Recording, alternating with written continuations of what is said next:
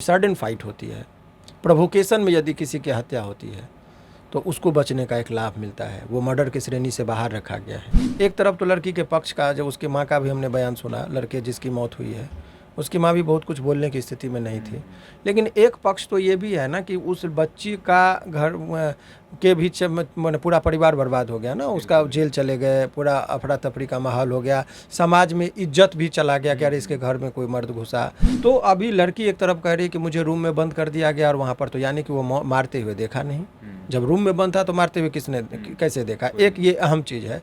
दूसरा उसकी दादी का बयान आता है कि ये दादी का कहना है कि मेरे घर में कोई बंदूक दिखाकर घर में घुसा ज़बरदस्ती। मैंने जो देखा न्यूज़ में तो बड़े ही फिल्मी अंदाज में इस चीज़ को अभी प्रस्तुत किया जा रहा है, जिसको हमने देखा भी कि लड़की ही मुखाग्नि भी दी अपने प्रेमी को। कोर्ट तो अपने हिसाब से काम करती है, वो जज्बाती या प्रेमी युगल के हिसाब से नहीं चलती है। ये आपत्तिजनक स्थिति में लड़के को देखा गया, 2 बजे रात की घटना बताई, जो अभी आप लोगों के माध्यम से रिपोर्ट आया है। तो 2 बजे रात में लड़के को जो है उसके घर में देखा जाता है और उसके बाद जो एक स्वाभाविक प्रतिक्रिया लोगों के मन में आती है वो आई होगी और इस तरीके से उसकी हत्या हुई होगी, ऐसा प्रतीत होता है। बिहार के अररिया में हुए प्रेम प्रसंग के मामले में एक युवक की इस कदर हत्या कर दी गई जैसे कि एक आतंकवादी को भारतीय सेना मार रही हो। 7 लोग मिलकर एक लड़के को जान से मार देते हैं, जिसके बाद से मामला पूरा गरमाया हुआ है। बिहार ही नहीं, पूरे देश में इस मामले की चर्चा हो रही है और मीडिया भी पूरा कवरेज कर रहा है। इसी विषय पर जानने के लिए हमारे साथ पटना हाई कोर्ट के प्रसिद्ध वकील शिवनंदन भारती सर हैं, जिनसे हम जानेंगे कि आखिर इस मामले में आगे क्या होगी, और जनता भी बहुत जानना चाहती है। सर से सबसे पहले हम जानेंगे। सर, सबसे पहले आपका बहुत बहुत स्वागत है। बहुत बहुत धन्यवाद आपका भी। सर, हम जानना चाहते हैं कि इस पूरे मामले पर, जिस मामले के बारे में पूरा देश सुनना चाहता है, कहीं ना कहीं लाखों मिलियंस में लोग देख रहे हैं एक साथ, तो क्या इस मामले पर क्या कानूनी पक्ष क्या क्या होगा? देखिए, सबसे पहले जो लोग जिनकी हत्या हुई है उनके परिवार के प्रति हमारी भी गंभीर संवेदना है कि ये घटनाएं, आखिर मौत और आदमी के चले जाने के बाद जो क्षति उनके परिजनों को होती है वो अपूरणीय क्षति है, उसको पूरा नहीं किया जा सकता है। लेकिन इस तरह की घटना जो हुई है इसको ऑनर किलिंग का मामला कहा जाता है कि इज्जत के खातिर हत्या। तो जिस समाज के जिस परिवेश में हम लोग रहते हैं उसका भी ख्याल हम लोगों को रखना होता है कि समाज में जो इस तरह की घटना को बर्दाश्त करने की क्षमता उस परिजनों को है कि नहीं है। और ये सडन डेथ का भी मामला लग रहा है। तो कोई भी व्यक्ति यदि मौत होता है तो उसके मुखाग्नि का प्रक्रिया में उसके बड़े पुत्र को अग्नि देने का ये जो है सो रीति रिवाज है। परंतु इस केस में आप देखिए कि एक पत्नी भी आप उसको नहीं कह सकते हैं क्योंकि शादी हुई नहीं थी। तो वहाँ एक प्रेमिका अपने पति को चिता को आग दे रही है और वहाँ का समाज इस चीज़ को एक्सेप्ट कर रहा है। तो समाज में ये बदलाव दिख रहा है कि वहाँ का जो समाज है, जिस गांव में वो बच्ची गई भी वहाँ पर और उसको ये इजाज़त दी गई कि आप आग दीजिए चिता को, तो ये अपने आप में जो है सो बहुत बदलाव की ओर संकेत दिखा रहा है। वहाँ का समाज भी इसको एक्सेप्ट किया, ये एक बहुत बड़ी बात है। समाज के इन द सेंस कि हमारे इस समाज में जिस परिवेश में हम लोग रहते हैं, यहाँ अभी भी कल्चर है, हिंदू रीति रिवाज के मुताबिक किसी भी व्यक्ति की यदि हत्या होती है या किसी की स्वाभाविक मौत भी होती है तो मुखाग्नि देने का जो अधिकार होता है उसके अपनों और अपना जो एक रिश्ता होता है वो खून का रिश्ता होता है। या अभी जो हमारे बिहार में या देश में जो सामान्य प्रक्रियाएं हैं, तो कोई भी व्यक्ति यदि मौत होता है तो उसके मुखाग्नि का प्रक्रिया में उसके बड़े पुत्र को अग्नि देने का ये जो है सो रीति रिवाज है। परंतु इस केस में आप देखिए कि एक पत्नी भी आप उसको नहीं कह सकते हैं क्योंकि शादी हुई नहीं थी। तो वहाँ एक प्रेमिका अपने पति को चिता को आग दे रही है और वहाँ का समाज इस चीज़ को एक्सेप्ट कर रहा है। तो समाज में ये बदलाव दिख रहा है कि वहाँ का जो समाज है, जिस गांव में वो बच्ची गई भी वहाँ पर और उसको ये इजाज़त दी गई कि आप आग दीजिए चिता को, तो ये अपने आप में जो है सो बहुत बदलाव की ओर संकेत दिखा रहा है। और कानूनी दांव-पेच के बारे में जैसा आपने जानने की कोशिश किया कि आखिर कानूनी पक्ष क्या कहलाता है, तो देखिए, हत्याएं हुई, एफआईआर दर्ज हुआ, पुलिस अनुसंधान करती है। पुलिस का काम है कि आप जो एलिगेशन लगा है, जैसा कि अभी तो 2 ही लोग इसमें मुख्य बयान 2 लोगों की तरफ से आया है। लड़की का एक बयान है और दूसरा बयान लड़की के दादी का आया है काउंटर में। और बाकी लोग जो है सो इसमें जो है सो कोई आई विटनेस नहीं है अभी तक। लड़की का भी जो बयान आया है उसके मुताबिक कह रही कि मुझे एक रूम में बंद कर दिया गया, इसके बाद इसको अलग कमरे में लेके गया और जो भी चीज़ है वो घटनाएं कह रही। कभी वो कह रही कि उसको करंट लगा के मारा गया, ये वो। अब पोस्टमार्टम रिपोर्ट जो आएगा, ये जो बयान दे रही है उससे मिलता जुलता हो तभी सज़ा होगी। कानून तो कोर्ट तो अपने हिसाब से काम करती है, वो जज्बाती या प्रेमी युगल के हिसाब से नहीं चलती है। वहाँ पर पोस्टमार्टम रिपोर्ट को देखा जाएगा कि क्या उसको हत्या जो हुई है वो करंट लगाने से, जो ऐसा इल्ज़ाम लगाया जा रहा है उसके सपोर्ट में डॉक्यूमेंट्स है या नहीं है, और उस डॉक्यूमेंट्स के आधार पर ही अभी जो है सो उसको सज़ा होगी। अभी आप हाल ही फिलहाल में देखे होंगे, इसमें मैं जिक्र इसलिए कर रहा हूँ कि इस पर बहुत बारीकी से हम लोगों ने देखा, बात को उठाया भी, कि अभी आपने देखा कि गोपालगंज में जो घटनाएं हुई थी जिसमें 14 लोगों को फांसी की सजाएं हुई थी, अभी हाई कोर्ट ने जो है सो उसको उन लोगों को बाइज्जत बरी किया। तो साक्ष्य के अभाव में किया। जहरीली शराब बेचने का आरोप था, वहाँ पर लोअर कोर्ट ने उनको फांसी की सज़ा दी थी और यहाँ पर बाइज्जत बरी हो गए। तो कानून साक्ष्य को देखता है कि साक्ष्य क्या है आपके पास, इस तरह का इसी बिंदु पर ये सब चीज़ों को देखा जाएगा। जैसे कि सर ने बताया, आपने बताया सर कि इज्जत की खातिर मौत इसको कहा जा रहा है, कहीं ना कहीं इज्जत को बचाने के लिए लोग जज्बाती होकर मार दिए होंगे, हो सकता है। इस तरह की इज्जत की खातिर मौत को रोकने के लिए क्या क्या कानूनी उपाय हैं? देखिए, कानूनी उपाय सबसे पहले मैं ये बताना चाहूँगा आपको कि किसी भी चीज़ को जज्बाती होकर नहीं देखना चाहिए। सबसे पहले कि एक टेक्निकलिटी जो अभी जो मामला जब कोर्ट में आएगा तो एक चीज़ देखा जाएगा कि लड़का 2 बजे रात में गया, जैसा बताया जा रहा है, उसके दादी का जो बयान आया, और वो कह रहा है कि बंदूक के नोक पर वो घर में घुसा रात में। दादी का बयान है। दादी के बयान के मुताबिक जैसा वो कह रहा है, जबकि अभी तो समाज या हम और आप जो बयान आएगा, जो वहाँ के प्रत्यक्षदर्शी हैं, उन्हीं के आधार पर हम लोग कोई आकलन करेंगे। तो अभी लड़की एक तरफ कह रही है कि मुझे रूम में बंद कर दिया गया, और वहाँ पर तो यानी कि वो मारते हुए देखा नहीं। जब रूम में बंद था तो मारते हुए किसने कैसे देखा? एक ये अहम चीज़ है। दूसरा, उसकी दादी का बयान आता है कि ये दादी का कहना है कि मेरे घर में कोई बंदूक दिखाकर घर में घुसा ज़बरदस्ती, ऐसा कह रही है वो। तो ये यदि उसकी दादी का बात है तो कानून में ऐसा बात है कि यदि किसी के माने हाउस ब्रेकिंग एट नाइट में यदि ऐसा होता है तो प्राइवेट डिफेंस में है कि आप उसका अपने आप को बचाने के लिए यदि किसी की जान भी लेना पड़ता है तो आप ले सकते हैं। ऐसा हमारे आईपीसी में ऐसा प्रावधान है। मतलब अब मैं ये कह रहा हूँ, जो बताना चाह रहा हूँ, कानूनी बात में बता रहा हूँ, जो आईपीसी में उसके लिए प्रावधान दिया गया है। हाउस ब्रेकिंग का मतलब कि ज़बरदस्ती कोई तोड़ कर यदि गेट में कोई घुसता है और रात्रि में, अब इस पक्ष को यदि आप छोड़ दीजिए, रात में यदि घर में डकैत आपका घुस रहा है बंदूक के बल पर, तो क्या उसको आप नहीं मारेंगे? तो उस परिस्थिति के लिए कानून बना है। लेकिन यहाँ पर कहा जाता है कि लड़की को कॉल उसके भाभी ने करके रात में बुलाया, तो भाभी के सहमति से ये घर में गई, परिवार के लोगों ने क्या साजिश के तहत उसको बुलाया, और तब उसकी हत्या होगी तो सज़ा होगी, यदि ये कोर्ट में साबित हो जाता है। यदि ज़बरदस्ती बंदूक के नोक पर गया तो फिर वहाँ पर मामला कुछ और भी हो सकता है। तो विभिन्न तरह का चीज़ है जो समाज में। दूसरी बात क्या है, हमारा जो समाज है वो एक चीज़ जज्बाती होकर ये भी देखता है, घर में घुस गया, लड़की को आपत्तिजनक स्थिति में देखा, उससे अपने गुस्सा और आवेग को कंट्रोल में नहीं किया और उसको मार दिया। तो आईपीसी में उसके लिए भी है कि यदि सडन डेथ होती है, सडन फाइट होती है, प्रोवोकेशन में यदि किसी की हत्या होती है, तो उसको बचने का एक लाभ मिलता है, वो मर्डर की श्रेणी से बाहर रखा गया है।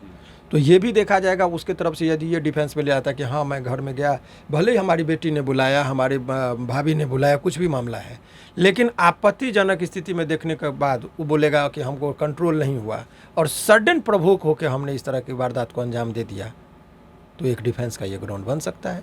तो बहुत सारी चीज़ें इसमें, इसीलिए इस केस को अभी जितना लग रहा है, जब वो अभी आप लोग को भले ही लग रहा हो, जब कोर्ट में मामला आएगा तो हो सकता है कुछ मामला डिफरेंट भी हो। बेल उल के टाइम में जो अभी जेल में है, क्या पता बहुत आसानी से बेल उनको मिल भी जाए, तो ये सभी चीज़ हो सकती है। सर एक और चीज़ है कि सर जैसे लड़की वाले तो सभी फरार हैं, लड़की के घर वाले, दादी बची हुई हैं, इसके अलावा एक लड़की बची हुई है, 2 लोग बचे हुए हैं। तो लड़की का कहना है कि अब हम लड़के के घर में रहेंगे, जैसे कि विधवा मान ली है, जैसा कि आप भी जानते हैं कि वो मुखाग्नि दी है लड़के को और अब विधवा मान रही है, और बोलना है उसका कि हम अपने घर पर नहीं जाएंगे, हमारी जान को खतरा है। ये कितना सही है सर? देखिए, फिर जब कानून, यहाँ सारा चीज़ जज्बाती होकर बात हो रही है, आप ही बताइए कि हमारे कानून में शादी के बाद एक स्टेटस प्राप्त होता है, लाइसेंस का ये स्टेटस का, कि उसका कहता है किस हैसियत से तुम बात कर रही हो, हु आर यू, तो हैसियत प्राप्त होता है। अभी कोई लड़की है, आपकी गर्लफ्रेंड है, तो उसका कोई हैसियत नहीं कि आपके घर में आके इंटरफेयर करे। लेकिन जैसे ही शादी हो जाती है तो कहते हैं मैं उनकी पत्नी हूँ, इस हैसियत से आपसे बात कर रही हूँ, हक है। तो हैसियत शादी के बाद प्राप्त होती है। जो समाज में चल रहा है उसके दृष्टिकोण से बता रहा हूँ। लेकिन फिर भी यदि वो बच्ची कह रही है कि बिना शादी के भी मैं उसको अपना पति मान चुकी हूँ। एक होता है, अभी महाभारत का भी जिक्र होगा, एक होता है कि बाय बॉर्न अंधा धृतराष्ट्र थे, लेकिन उसकी पत्नी अपने आप को मान ली अंधा और आंख पे पट्टी बांध ली गंधारी। तो वो अंधा थी नहीं लेकिन मूल रूप से, लेकिन अपने आप को बना लिया। तो ये इस रिश्ते को मान ली। वो कहीं जिक्र नहीं कर रही है कि हमारी शादी हो चुकी थी, लेकिन फिर भी वो अपने आप को पत्नी मान ली कि मैं उसकी पत्नी थी, और उसको वहाँ के समाज ने इस चीज़ को स्वीकार भी कर लिया। इसीलिए अब वो अपने आप को ये दिखा रही है कि मैं उसकी पत्नी हूँ और इसीलिए इनके घर में रह रही हूँ। तो यहाँ तक ठीक है, परंतु एक चीज़ का ध्यान रखना होगा, यदि वो लड़की नाबालिग होगी, 18 वर्ष से नीचे की होगी, अभी हालांकि रिपोर्ट के मुताबिक 19 है, लेकिन क्या किसी रिपोर्टर ने उसका सर्टिफिकेट देखा? ये भी चीज़ है कि आप भावना में आके नहीं चलाएंगे। उसका जो मैट्रिक सर्टिफिकेट होगा उसमें एज का क्या, चूँकि एज निर्धारण में सर्टिफिकेट की बहुत अहम भूमिका होती है। यदि 18 वर्ष से एक दिन भी नीचे होगा और वो लड़की अपने माने वहाँ पर वो रह रही है, तो ये भी मामला किडनैपिंग का हो सकता है। लड़की के गार्जियन यदि करेंगे, नाबालिग लड़की है और बिना गार्जियन के मर्जी से किसी के घर में रह रही है, तो किडनैपिंग का केस में माना जाएगा और फिर अपोजिट पार्टी को भी उसके लिए केस में लड़ना होगा। तो ये बहुत बारीकी से देखना होगा कि उसके सर्टिफिकेट को देखा जाए, क्या वो माइनर है कि मेजर है, और यदि वो मेजर है, 18 वर्ष से ऊपर की है, तो उसकी पूरी स्वतंत्रता है, वो जहाँ रहना चाहिए अपने मर्जी से वो रह सकती है। सर, हम लोग भारत में रहते हैं और भारत में लोग ज़्यादा भावनाओं से बात करते हैं। कानून को तो बाद में लोग समझते हैं, लेकिन पहले भावनाओं से बात किया जाता है। हम जानना चाहेंगे, जो लोग जज्बाती होकर के इस मामले को सिर्फ और सिर्फ दोषी लड़की के परिवार वालों को माना जा रहा है, उन लोगों से क्या संदेश देना चाहिए अपने माध्यम से? देखिए, अभी जो प्राइमरी लोगों का हमारे यहाँ इमोशन, सेंटिमेंट का बहुत अहम रोल रहा है समाज के अंदर। लेकिन जज्बाती, देखिए, कुछ चीज़ है जो कानून अपने दृष्टिकोण से देखती है, देर सवेर न्याय मिलता है, थोड़ी लंबी प्रक्रिया है, इसमें कहीं कोई दोहराई नहीं है। लेकिन मीडिया ट्रायल और जज्बाती को, वहाँ की परिस्थिति को दो ही लोग जान रहे हैं, लड़की जान रही है और लड़की के घर के लोग जान रहे हैं। अब सवाल ये है कि आपको एक नॉर्मल सा जो प्रक्रिया देखिएगा ना, जज्बाती होकर नहीं, समाज के दोनों पक्ष को देना। जिस समाज में हम रह रहे हैं उस समाज में बच्ची को अपने घर में कोई सुरक्षित रख रहा है और उस घर में आप रात्रि को 2 बजे आपकी हत्या होती है, तो ये एक समाज का कुछ वर्ग, वहाँ का जो हमारी भी बहुत सारे लोगों से बात हुई, बहुत लोगों ने कहा कि सर इस केस को आप लड़िए भी, फिर मैंने कहा कि ठीक है मैं लड़ूंगा भी, बहुत सारे लोगों का रिक्वेस्ट आया अब उस पर। लेकिन सवाल ये है कि एक पक्ष तो ये है ना कि वहाँ के लोगों का कहना है कि सर घर में घुस गया था वो लड़का और वो निकलने का नाम नहीं ले रहा था और खुलेआम बंदूक के नोक पर उसके साथ कर रहा था कि हम प्यार करते हैं, इससे हम संबंध स्थापित करेंगे, ऐसा कह रहा है। कोई देखा तो नहीं, लेकिन यदि ये बात है तो वहाँ के लोकल लोगों में भी कुछ इस बात को लेके भी आक्रोश है कि घर के अंदर घुस के इस तरह का, यदि कहता है कि बहू बेटी का इज्जत का सवाल था, जिससे वो भावनात्मक कंट्रोल करके ये इस तरह का, ऐसा बहुत लोगों का बात आया। लेकिन हकीकत क्या है नहीं है, वो पुलिस अनुसंधान करने के बाद अपना जब रिपोर्ट वो सबमिट करेगी तो ये भी चीज़ देखा जाता है कि क्या है और उस आधार पर ही वो सज़ा होगा। तो दोनों पक्षों को जानने के बाद ही हम लोग कुछ कर सकते हैं और कोर्ट का काम अपने हिसाब से होता है वो करेंगे। कुछ लोग सवाल उठा रहे थे कि दोषी चाहे कोई भी वो जांच का विषय है, लेकिन कहीं ना कहीं हम उन चीज़ों पर जाएंगे। लोग कह रहे हैं कि अगर ये लोग दोषी नहीं हैं तो उनको आकर सरेंडर करना चाहिए और बताना चाहिए अपनी बातों को। कुछ लोग यह कह रहे हैं कि इनके घरों को कुर्की जब्ती कर दिया जाए जिससे वो आ जाएंगे, मतलब जो लोग समझ रहे हैं कि हत्या उनके घर वालों ने किया है और साजिश के तहत किया है, तो उन लोग कह रहे हैं कुर्की जब्ती। इसका क्या प्रावधान है? अगर कुर्की जब्ती होता है तो कैसे होगा? बहुत अच्छा प्रश्न है आपका। एक दो चीज़ आप मुझे बताइए कि यदि किसी व्यक्ति का कोई बीमार है, तो कोई बीमार है तो आप, पेट में दर्द है तो आप किन की बात मानेंगे? डॉक्टर की। जी। डॉक्टर एक्सपर्ट है। यदि कोई आपका उसमें रेल चलाने का जो ड्राइवर है या कोई ट्रक चला रहे हैं, कोई ऑटो चला रहे हैं, वो दवा लिखेंगे, वो दवा ज़्यादा कारगर होगा या डॉक्टर लिखेंगे वो? तो सवाल ये है कि हर चीज़ का अपना एक एक्सपर्ट है। तो यदि उसको कुर्की जब्ती करना चाहिए, सरेंडर करना चाहिए कि नहीं करना चाहिए, उसके लिए विशेषज्ञ तो एडवोकेट हैं, कानूनी विशेषज्ञ, तो वो अपने कानूनी विशेषज्ञ से राय मशवरा करके ही कोई काम कर रहे होंगे। ऐसी बातों ने उसको दोषी नहीं है, लेकिन स्वाभाविक है कि लोग मर्डर के केस में फंस गए हैं तो वो अपने हिसाब से संभलने का भी मौका मिले। ये देखिए उनकी पीड़ा दोनों तरफ से आप देखेंगे ना, तो दोनों को पीड़ा है। एक तरफ तो लड़की के पक्ष का, जब उसकी माँ का भी हमने बयान सुना, लड़के जिसकी मौत हुई है उसकी माँ भी बहुत कुछ बोलने की स्थिति में नहीं थी। लेकिन एक पक्ष तो ये भी है ना कि उस बच्ची का घर के भी मैंने पूरा परिवार बर्बाद हो गया ना, उसका जेल चले गए, पूरा अफरा तफरी का माहौल हो गया, समाज में इज्जत भी चला गया कि अरे इसके घर में कोई मर्द घुसा। तो बहुत सारी स्थिति, तो उसकी भी तो स्थिति जो है सो बहुत नाजुक है, समझ गए। तो ऐसे परिस्थिति में हम ये कह सकते हैं कि ये जो घटना हुई है, समझ गए, इस घटना में जो है सो समाज को माने अभी बहुत जज्बाती नहीं होने की ज़रूरत है, और दोनों पक्षों को देखने के बाद न्यायालय पर छोड़ देना ज़्यादा हितकर होगा, ये मेरा मानना है। आखिरी सवाल सर से हम लेंगे कि सर इन सब मामलों में जो बढ़ोतरी हो रही है, लड़के आजकल लड़कियों के घर में चले जाते हैं, डर नहीं होता है, कांटा बंदूक रखते हैं, हर एक बच्चे के मन में, अगर बिहार भारत की बात करें तो हो गया है। इन सब मामलों के पीछे जिम्मेदार कौन है? कोई भी बच्चा स्टेटस लगाता है बंदूक लेकर के, इन सब मामलों के पीछे क्या लगता है आपको, कौन जिम्मेदार है? देखिए, लोग अपना राइट समझते हैं, अधिकार की बात करते हैं, ठीक बात है, लेकिन एक दो चीज़ आप देखिए कि इसमें प्रोवोकेशन होता है। समाज का जब कोई बच्चा पैदा होता है ना, तो उसका बहुत माने सुलझा हुआ लाइफ होता है वो, लेकिन ज्ञान के साथ कोई काम करे। इसीलिए तो एज क्यों, आखिर हमारे कानून बनाने वाले लोगों ने शादी ब्याह का एज क्यों निर्धारित किया कि लड़की की उम्र 18 होना चाहिए कम से कम, और लड़के की कम से कम 21 वर्ष होना चाहिए। वो 15 वर्ष में भी कर देते, 16 वर्ष भी किए रहते। अब तो शायद 21 कर दिया गया लड़की के एज को भी। अभी वो प्रपोजल है, मैं बता रहा हूँ। तो सवाल ये है कि वो निर्धारित क्यों किया गया मिनिमम एज? वो इसलिए किया गया कि 15 साल का लड़का सिर्फ और सिर्फ लड़की को देखता है और लड़का लड़की को देखता है, एक दूसरे उसके वो दरिया है कि क्या, उसको कोई मतलब नहीं है। अट्रैक्शन वो कहीं कुछ नहीं देखेगा, फिजिकल रिलेशन जो होता है वो उसको अट्रैक्ट करता है। तो कानून में जज्बाती होकर जो मैं ये कह रहा हूँ, तो अब जो आपका जो मूल प्रश्न है कि यदि वो कोर्ट मैरिज करना चाहे तो क्या है, या उसको संबंध को कैसे स्थापित किया जाए, तो उस सबके लिए कानून बना हुआ है। आपको यदि जान का खतरा है तो आप एक इन्फॉर्मेटरी पिटिशन कोर्ट को दे दीजिए, कोर्ट वहाँ पर जब वो इसका एक कॉपी जाएगा अपोजिट पार्टी को तो वो सावधान हो जाएगा। ऐसे योजनाएं हैं तो भी वो रुक जाएगा। तो बहुत सारे पहलू तो बचाव के आपके पास रहता ही है। तो बहरहाल यही सब चीज़ है।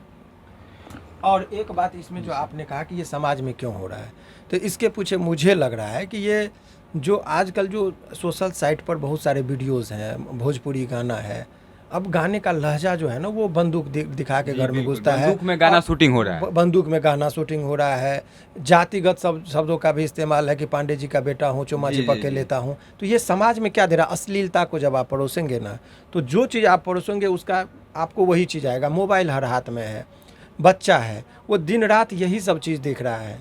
फिर आप सुनेंगे अहिर का बेटा हूँ, सीना ठोक के मारता हूँ। तो ये सब चीज़ क्या करता है, वो उसका ब्रॉटअप जो हो रहा है, लालन पालन उसी परिवेश में हो रहा है।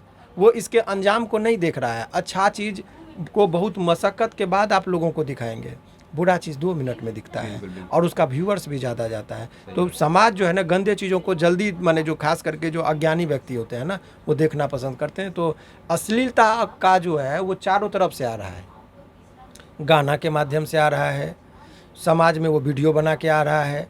तो बहुत सारी चीज़ है कि आप देखेंगे कि वो समाज को भटकाने का 1000 मार्ग है। सुधारने का समाज सुधारकों का ना कोई सुनने वाला है, ना कोई जानने वाला है उसको, और ना कोई शेयर करने वाला मिलेगा। इसीलिए ये सब बहुत सारी पहलू है जो सबको सोच के सबको थोड़ा थोड़ा अपना योगदान देना होगा सही दिशा में, तभी जाके समाज सही दिशा की ओर बढ़ेगा। यह थे पटना हाईकोर्ट के जाने माने सुप्रसिद्ध वकील शिवनंदन भारती सर, जिन्होंने आरती और छोटू विवाद है जो कि हत्या कर दी गया है, एक आशिक कहा जा रहा है जिसको, और इस मामले को कहीं ना कहीं लैला मजनू के प्यार और शाहजहां मुमताज़ के प्यार से जोड़कर देखा जा रहा है। हालांकि सर ने बता दिया कि भारत के लोग थोड़े जज्बाती हैं और जज्बात से ले रहे हैं, लेकिन कानूनी क्या राय सर ने दिया आप लोगों ने देखा है। सर की राय अगर अच्छी लगी हो तो लोगों तक पहुँचाइएगा, क्योंकि लोग जज्बाती हो गए हैं और बहुत सारे कॉल आ रहे हैं हम लोगों को भी कि सर ऐसा है वैसा कब तक होगा। लेकिन कहीं ना कहीं सर ने जो बताया कि सब जो संविधान हमारा कहता है, सर ने उन बातों को बताया है। सर आखिर में आपका बात करने के लिए, कीमती समय निकालने के लिए बहुत बहुत धन्यवाद। आपका भी शुक्रिया।